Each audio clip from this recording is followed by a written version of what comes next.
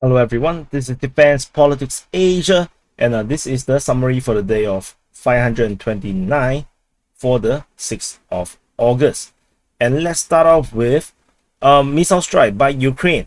So Ukraine have strike the bridge at Chonghar again. This is probably the second time I've seen this situation happen, where the Ukrainians strike maybe one or both of the bridges. Is not very clear. And there was also some rumors of them striking the other bridge over here as well again. But this is also quite unclear. So far, there is images or videos or photos showing that there is a hole on one of these bridge here, or one of this. Not sure which bridge is having that hole. So the Ukrainians continue to try to stop reinforcement attempt from Crimea through this Krasnodar region. So anyway, moving on, there's nothing over at the Kherson front. Moving into the Zaporizhzhia Front. So this is Zaporizhzhia. And the Zaporizhzhia Front, we have nothing over at the Kreminna sector. Moving into the Avdiivka sector. At the Avdiivka sector, we have fighting reported at Robotine. The Ukrainian forces continue the attack at Robotine, according to Ryba, the pro-Russian source. The Russians also has been launching their own counter-offensive in the Robotine region, as per reported by the Ukrainian Defense Ministry and by SITREP maps, with the Russian forces managed to capture some ground around this area here, just off the forest region, which the Ukrainians probably have entrenched themselves in, just off Robotine on the east of this village. And the Ukrainian attack is more unclear. We are not too sure. The information given by the Russian Defense Ministry only wrote near, so we're not sure if the attack is actually here or actually on the eastern part of Robotine. And moving on, that's all from the Avdiivka sector. There's nothing over at the Wyatt sector. Moving into the Velika Novosilka sector of the Zaporizhzhia Front. At the Velika Novosilka sector, we have no more attacks to be reported at Priyotny. Fighting is currently reported over at UROZHAINE. So the Ukrainian forces are attacking from north and from the west of UROZHAINE. So according to the information from SITREP maps, they claim that the Ukrainian forces have improved its position within Staromaiorske, and they are now able to attack UROZHAINE from the west. So the Ukrainian forces, after some severe fighting, finally managed to somehow entrench themselves in the village, and now they can attack from the west. So far, this information is not being echoed by any other sources just yet, so we shall wait and see whether this will be corroborated in tomorrow's SITREP. Fighting, of course, usually coming from the north, so this continues with the Russian forces continue to hold its position over at UROZHAINE. And that's all from the Velika Novosilka sector. There's nothing over at the Voleda sector or region in the Donetsk Front. Previously, we have the Ukrainian forces attacking southward and managed to capture some ground around here. We do not have any more information about that. Continuing in the Donetsk Front, we have fighting reported at Marinka. According to the Ukrainian Defense Ministry, the Russian forces are on the attack over at Marinka. The Russians are also attacking over here in the southeastern part of Krasnohorivka. The information coming from SITREP maps and the Ukrainian Defense Ministry, with the Russian forces capturing this forest region, as per reported in the yesterday's SITREP, which are not a lot of people watch them. It looks like a very long SITREP. No one really want to watch. And over at the Avdiivka Front, at the Avdiivka Front in the northwestern part of Donetsk city, the Ukrainians are on the offensive over at Nevelsky and also at Pervomaisky. Information coming from the Russian Defense Ministry, with the Ukrainian forces attacking in this area here and are making some progress as they expand the buffer zone around Nevelsky, with the Ukrainians continue to be attacking. And there's nothing over the Vodian region. The Ukrainian Defense Ministry continue to report fighting over in the area of Avdiivka. However, we do not know where this vector of attack come from? Is it from the southeast, or is it from the east or the northeast? We are not too sure. It was not mentioned in the report. And that's all from the Avdiivka Front. Nothing at the New York Front, and moving into the Bakhmut Front. At the Bakhmut Front, the Ukrainian forces continue their attack over at Klishchiivka, according to the Russian Defense Ministry. And that is the extent of the reports of the fighting in the southern side of the Bakhmut front. And however, the Ukrainians did restart their attack over at the northern flank. Maybe they heard what I say. They are not happy. I know, I'm just joking. Of course not.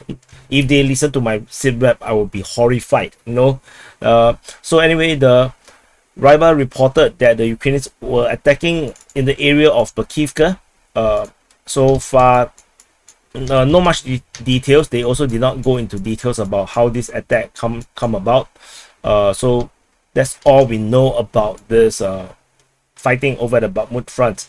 Moving into the Svatove Front, we have nothing over at the Svatove Front. The entire Ukrainian outer pincer from the north seems to have not continued as per yesterday's report. The only report we have is from the 5th of August, and that's about it. Into the Kreminna Front, there is only reports of fighting within the Staromaiorske forestry as per reported by the Russian Defense Ministry as they repelled the Ukrainian attack within the forest.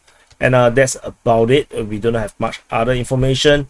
Over at the Svatove Front. At the Svatove Front, in the southern side of the Svatove Front, we have fighting reported around Kovalivka and Kamazanivka. The Ukrainian forces continue their attack in this area as they capture more grounds around this area here. Previously, we have the reports of the Russians attacking and managed to have some buffer zone.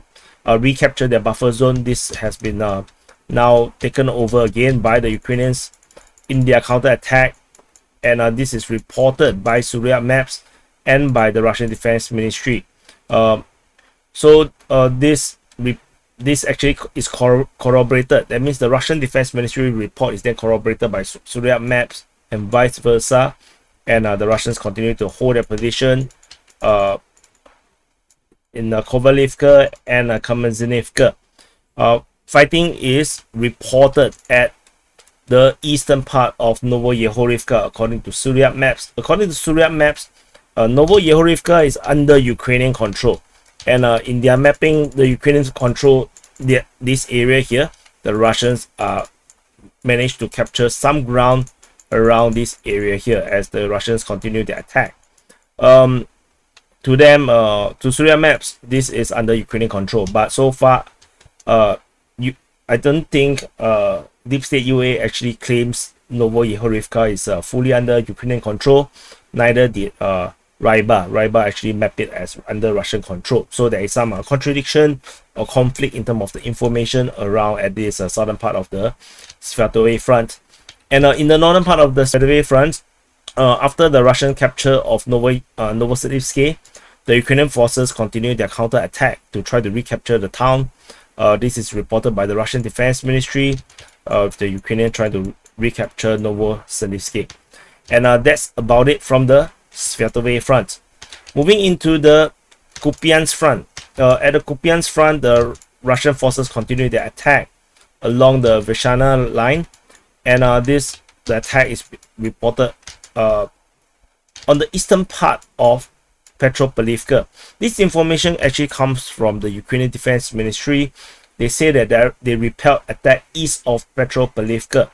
And this is interesting because we do not have any mapping that shows Russian forces has actually reached some kind of lines near on the eastern part of Petropavlivka.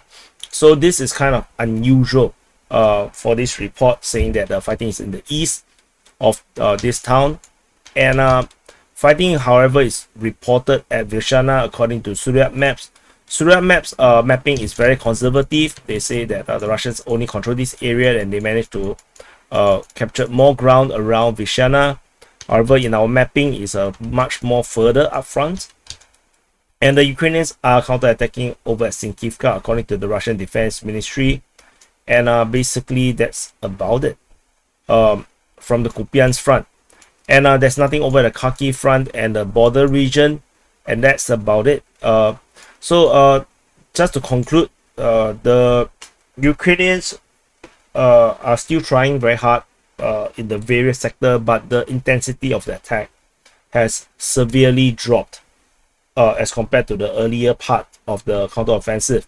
And this is a problem because despite reaching the first line of defense over at Robotyne, capturing one of the trenches, this is nothing compared to the entire network of Russian trench lines in this area here.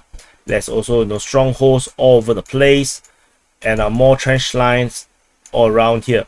And after this much effort and losses just to capture the first trench line and try to move past the trench line, wrong color, is extremely expensive.